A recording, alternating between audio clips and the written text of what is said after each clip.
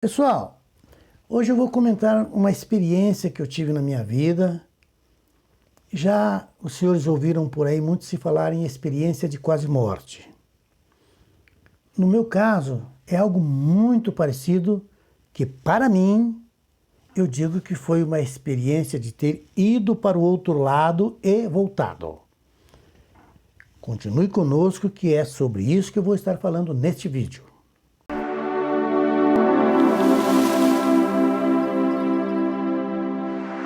Ok, continuando.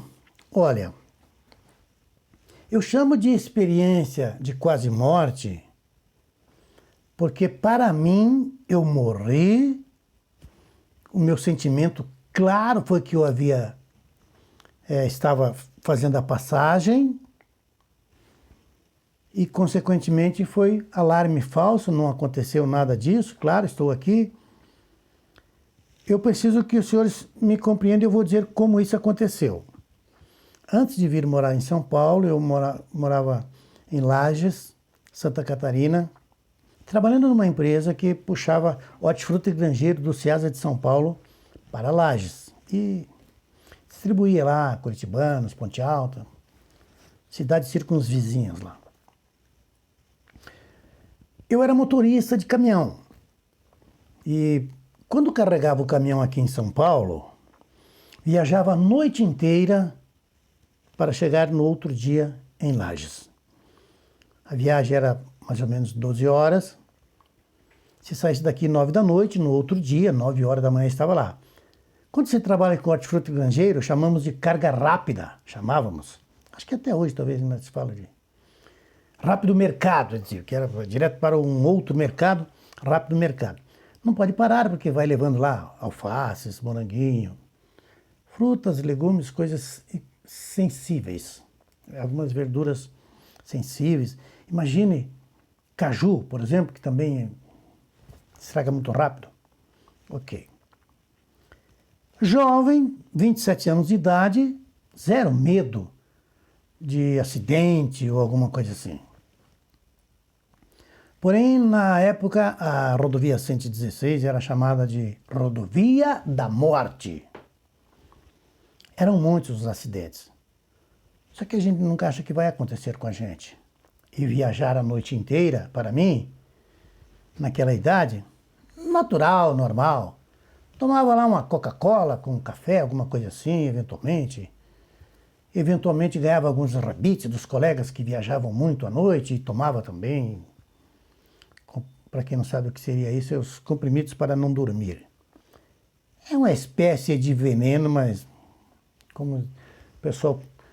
antigamente era mais fácil de comprar sem receita médica do que hoje em dia. Comprava na farmácia, os abolemin da vida e... Um dia sem nada de... Mas não precisava. O jovem viaja a noite inteira sem isso. Acha que não vai ter perigo. Numa dessas viagens, posteriormente, até logo em seguida, eu vim para São Paulo. Eu já estava ficando velho para a empresa. Já estava dormindo no volante. Não era mais o meu...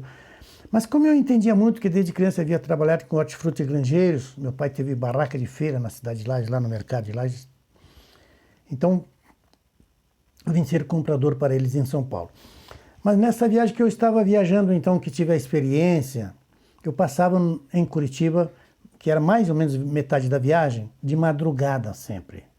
Por volta de 3, 4 horas da madrugada, eu estava passando no Trevo do Bacaxiri, que é um bairro chegando em Curitiba, do lado de saída para São Paulo, digamos assim. E no Trevo do Bacaxiri é uma rotatória. Eu não ia entrar para a direita, nem reto, eu entraria à esquerda, fazendo a rotatória. Dormi no volante ao chegar ali, era uma reta até chegar no trevo. Dormi e continuei a viagem dirigindo. Não sei como nem porquê, mas eu obedeci a curva do trevo. Só que, por estar dormindo no volante, eu não percebi que estava com uma velocidade muito alta. Aí o caminhão começou a tombar. Caminhão indo assim. Para tombar, quando estava mais ou menos na metade, para chegar até encostar no chão, da viagem de estar deitando completamente, eu acordei no meio do caminho. Quando ele estava deitando assim, que eu acordei e vi o caminhão, eu achei que estava caindo num precipício com todas as forças do meu coração. Ficou bem nítido para mim, o caminhão naquele movimento assim, deitando, que eu estava caindo num precipício. Me pareceu, né? Eu não estava. Mas eu achei que estava caindo num precipício, e aí lembrei que o caminhão, quando cai no precipício, esmaga tudo e a carga viria por cima de mim e eu iria morrer. Então eu me senti já morto. É uma sensação só. Mas foi, puxa, acabou tudo. Acabou tudo o quê? Naquele momento, eu com 27 anos de idade, eu revi, naqueles milésimos de segundo, não sei se 1, 2 segundos, não sei quanto tempo demoraria para ele acabar de cair, porque quando ele caiu e começou a ralar um pouco no asfalto, depois saiu num campo aberto assim, tinha um terreno no lado e ele foi. E durante o tempo que estava ainda no asfalto, um barulhão danado e só enquanto ele estava caindo foi que eu achei que iria morrer. Quando ele já estava ralando assim, aí eu vi que eu estava me acidentando de alguma maneira, mas não estava entendendo direito o que havia acontecido. Eu havia tombado, mas eu só peguei no meio do caminho, acordei. Consequentemente, o que eu vi naquele pedacinho assim mudou a minha vida. Ó, eu lembrei de todos os momentos, todos os sentimentos que eu tive, as conversas que eu tive quando criança, com as pessoas, com os irmãos, uma mudança de cidade com 3 anos de idade. Meus pais foram morar de São José do Cerrito, que era um subdistrito de Lages, para a cidade, como dizíamos na época. Morávamos no sítio e viemos para a cidade. Viemos de muda, numa carroça. Carroça com um cavalo, puxando uma mudancinha ali. Lembrei de todas as conversas com os amiguinhos na escola, tudo. Em um segundinho de nada, eu não sei o tempo que demoraria, teria que conversar com um especialista, qual o tempo que demoraria para tombar de vez. Clareou como a luz do dia, como se fosse um único acontecimento. Todas as vezes que eu havia conversado com a minha mãe, os bailes que eu havia dançado, as namoradas que tive, o trabalho que eu havia feito naqueles anos que já estava há alguns anos nessa empresa. Comecei a dirigir com 18 anos, vindo para São Paulo. 18 anos e 2 meses eu vim pela primeira vez com um caminhão truque, buscar Mercedes trucadão, buscar mercadorias, trazia o vasilhame e voltava, viajando a noite inteira. Hoje, quando eu falo de iluminação e de ficar totalmente consciente, eu tenho uma crença inabalável que é possível para qualquer pessoa por causa dessa minha experiência, que eu tive uma clareza, uma compreensão que eu estava a milésimos ali de segundinho de nada para a morte, eu iria ser esmagado, caindo no precipício. Foi a sensação que eu tive, a convicção naquele momento, que isso estava acontecendo naquele momento. E por conta de eu achar que eu já era, que eu bati com as 10, como dizia um dito popular, eu revi a minha vida. Eu revi aquilo que eu estava deixando. Naquele momento que eu vi tudo, não havia tristeza para mim. Não foi um momento assim, ai, que pena, que coisa horrível que está acontecendo, eu vou morrer. Não. Mas eu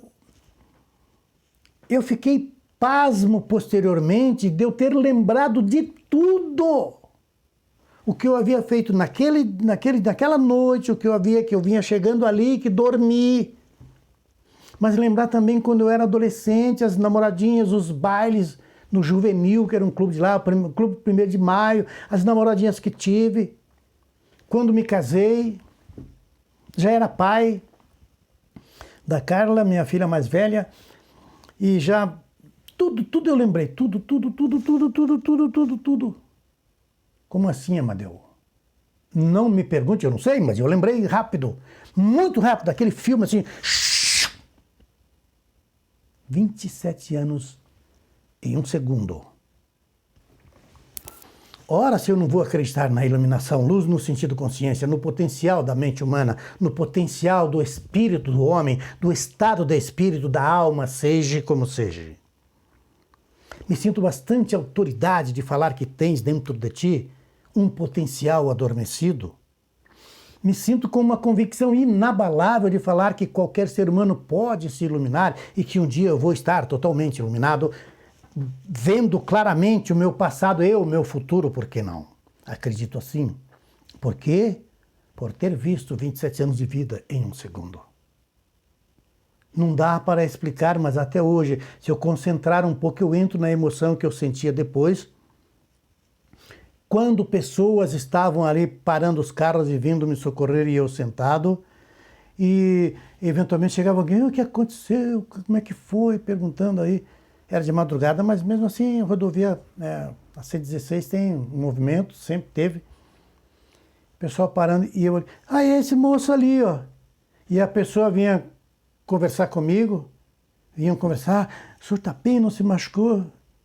E eu olhava para eles assim, e eu lembrando tudo aquilo vivo, e era uma emoção, era... Eu não podia falar, porque como é que eu ia dizer para eles? Eu tentei falar para algumas pessoas, quando eu cheguei em casa, porque já havia voltado daquele acidente, daí desvirei o caminhão foi todo quebrado, sem para-brisa, coloquei a carga em cima e fui embora, saí dali no domingo, era para eu estar chegando lá 9 horas da manhã, eu cheguei 5, 6 horas da tarde, por conta de ter que desvirar o caminhão, jogar as coisas em cima e o caminhão todo quebrado, as cordas arrebentou, amarrando de qualquer jeito e se perdeu muito da mercadoria que eu ia levando, claro. Mas como dizer para aquelas pessoas que eu havia lembrado de tudo? Meus colegas e muitas das pessoas do meu convívio falavam, quando ele se acidentou, ele bateu a cabeça. Então o senhor já sabe o que é considerado. Meio... Mas eu havia ficado mais sábio no meu entendimento.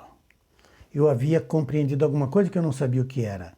Na minha trajetória, falando sempre de religião, até quase 40 anos de idade, que foi quando eu conheci a tal da terapia de regressão de memória. A infância, regressão de memória a útero materno e regressão de memória a vidas passadas. Era um curso de 10 dias inteiro, manhã, tarde e noite. Acho que no terceiro ou quarto dia, não lembro mais, veio a regressão à vida intrauterina. E eu vi claramente aqueles 9 meses lá por conta daquele acidente. O que minha mãe, não os 9, mas a partir do terceiro mês que detectaram que eu estava ali, eu vi que perceberam, eu passei a existir. E aí, o que minha mãe sentia, o que conversava com meu pai, eles estavam numa situação difícil e meus pais tinham um casal de filhos. Eu era um peso muito mais do que uma bênção. Eu era um problema. Eu vi tudo assim no sentimento e passei a acreditar muito, muito, muito numa sabedoria interior. E este vídeo é para dizer, não importa se os senhores acreditam, se as senhoras acreditam, se vocês acreditam que estão me ouvindo. Eu acredito nessa sabedoria aí, ainda não desperta, por ter visto uma parte dessa sabedoria em mim. Se eu tive essa consciência da minha história de 27 anos em um segundo, isso quer dizer que qualquer pessoa tem esse potencial adormecido. Por isto surgiu esse nome desse nosso programa, o despertar da maestria do mestre ou da mestra, que você já é. Por isso essa minha crença que a iluminação é para qualquer pessoa. Que o amor incondicional é possível para todos os seres humanos, porque naquele momento era zero as minhas contestações com as coisas ruins que me fizeram. E isso ficou marcado. Não que depois eu não passei novamente a, quando tinha alguma rusga com alguém, ficar sentindo mal e não querendo ter. Mas era diferente, muito diferente para mim, hora em diante. Então eu passei a buscar a minha iluminação total, a qual busco até hoje.